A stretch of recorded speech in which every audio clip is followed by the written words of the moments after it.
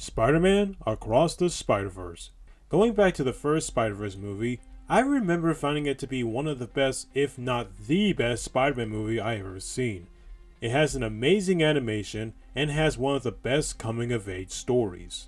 As we all know that Sony Animation has a reputation of making not-so-good films.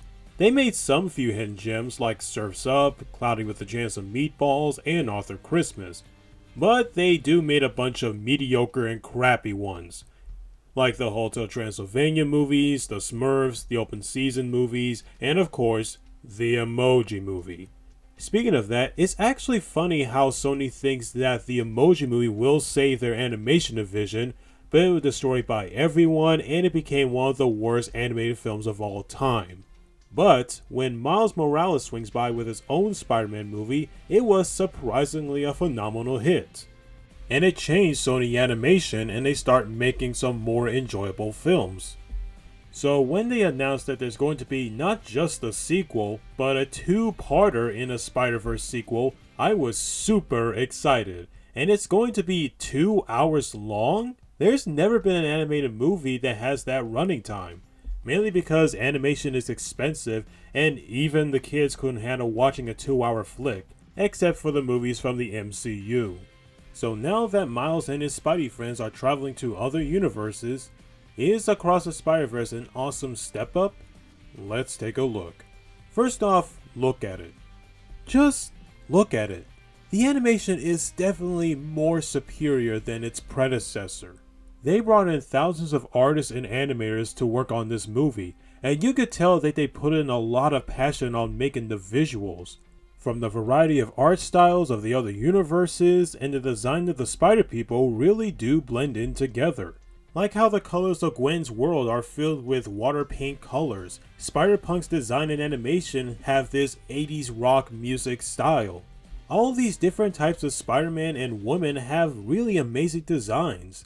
Rather they would be comedic, recognizable, or just go all out on it. They keep nailing the idea of bringing the world of comics to life. From the shots, the filters, and the word panels that pops up on the screen.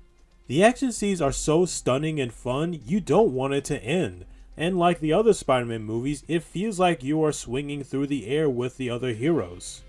The fact that the first movie is the inspiration for other animated studios that wanted to try out this new style, and when it comes to Across the Spider-Verse, it really shows that even the animation can get some awesome upgrades. As for the story, it's very good. Not only is it about the expansion of world building, but it also has family conflict and the canon rules about being Spider-Man.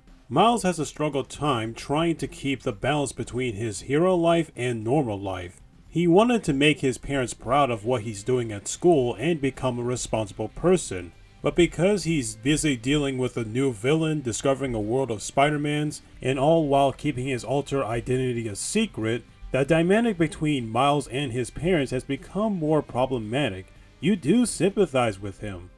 Gwen is also the main character of the story, and she has the same conflict as Miles, where she also has a hard time keeping her two lives balanced, especially the fact that she's the daughter of the police chief. When she became part of the Spider Society, she only had a choice to stick to the plan of keeping the universe in check and didn't want to go back to her world after what happened with her and her father. The way how both of these characters were written in the story makes it really strong. This movie also has a lot more unique Easter egg references, but it also has a lot of surprise twists that you did not expect it would happen. Although the plot does have an excellent execution, it did reuse some of the story elements from the other Spider-Man movies, especially the Sam Raimi Spider-Man 2. As for the new characters, they're just like Penny, Spider-Noir, and Spider-Ham, where they are the allies with each unique personality.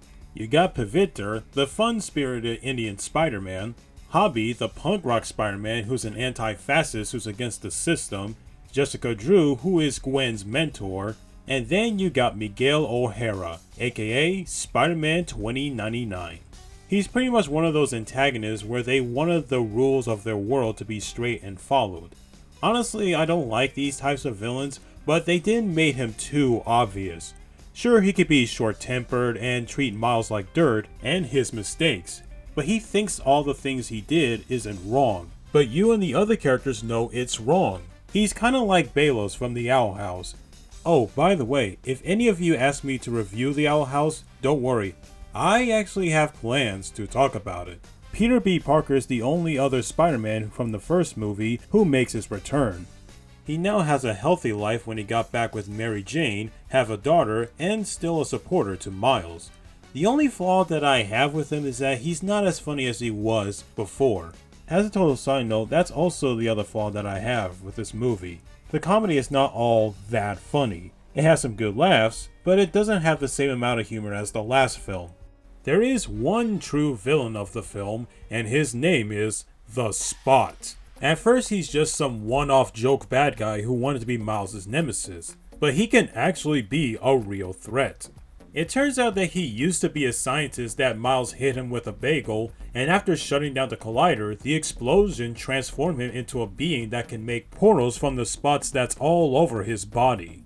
And after finding out that he can travel to other worlds, he's going to each world to become more powerful and take out Miles so badly. It makes the stakes very high.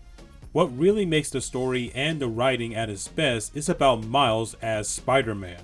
The movie was meant to be a commentary on how people think of Miles, saying that he can't actually be Spider-Man.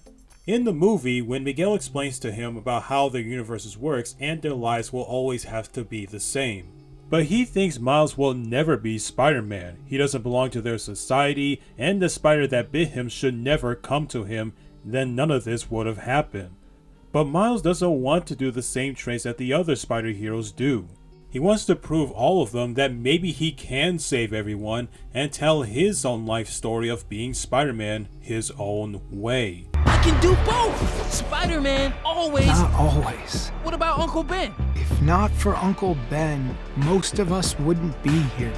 Nah, I'm gonna do my own thing. In the first movie, he learned that being Spider-Man is like a leap of faith, and being a hero has a lot of flaws. Spider-Ham stated that the number one thing of what's really hard about being a hero is you can't always save everybody. Aside from the famous quote from the Spider-Man franchise, the other famous quote is that anyone can wear the mask. The movie really shows that it doesn't always have to be Peter Parker. It's a way to tell him that no matter what, anyone can be Spider-Man. Even Stan Lee himself stated that as well. There could be a Spider-Woman, a Spider-Man from a different country, an animal, or even a different type of gender people can be Spider-Man. So why do the fans think that Miles can't be Spider-Man if anyone else can? So whether you like it or not, Miles Morales is also Spider-Man. Spider-Man Across the Spider-Verse is an awesome follow-up and is actually better than the first film. The story is very deep, surprising, and entertaining. The characters are still likable, the new ones are good addition, the action is fun, and the animation is absolutely creative and gorgeous at the same time. As a Spider-Man fan myself, I had a great time watching it, and out of all the sequels that Sony Animation has made, this is definitely their crowning achievement. Despite the controversy the studio has given while working on this movie, it still is worth a wait.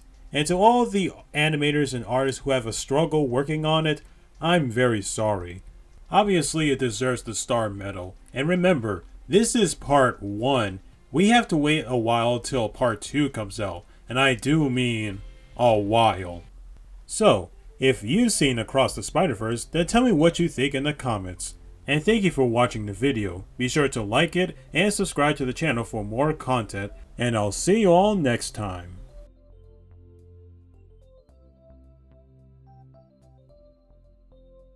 Drop what you're doing and stop Spider-Man. Wait, you?